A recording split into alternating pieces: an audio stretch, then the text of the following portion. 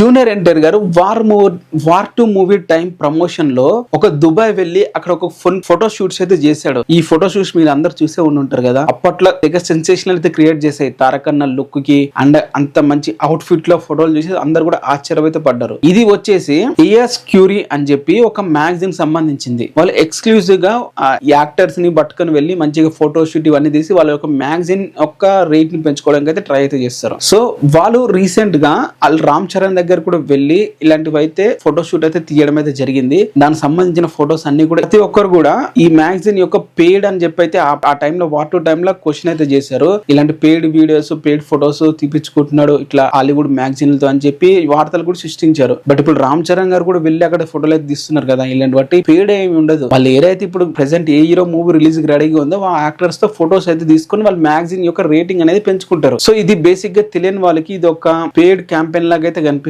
So దీని ద్వారా ఈ ఎవరైతే ఇప్పుడు రామ్ చరణ్ జూనియర్ ఎన్టీఆర్ ఇద్దరు కూడా ఫోటోలు తీసుకున్నారో వీళ్ళకి మనీ కూడా ఇస్తారు. వాళ్ళు మ్యాగజైన్ వాళ్ళు ఊరికి వెళ్ళి ఫోటోలు కూడా దిగారు. ఏమి పేడ్ అయితే వీళ్ళు మనీ ఇవ్వాలి కానీ వాళ్ళు ఇవ్వకూడదు కదా. సో ఇక్కడ జూనియర్ ఎన్టీఆర్ అయినా రామ్ చరణ్ అయినా వాళ్ళకి ఇద్దరు కూడా వాళ్ళు మనీ ఇచ్చి మరి ఫోటోలు తీర్చుకుంటున్నారు. ఇది మీ అందరికి కూడా తెలియాలని చెప్పి వీడియో చేస్తున్నాను. సో మరి ఆ ఫొటోస్ వచ్చిన తర్వాత అవి ఎలా ఉన్నాయో దాన్ని చూసి మరి ఆల్రెడీ కొన్ని బ్యాక్ షాట్ ఫోటోలు అన్ని కూడా బాగా వైరల్ అయితే అవుతున్నాయి. ఆ లుక్ గానీ ఆ హాబీ గానీ చాలా బాగున్నాయి. మరి మీరు చూసారు అవి?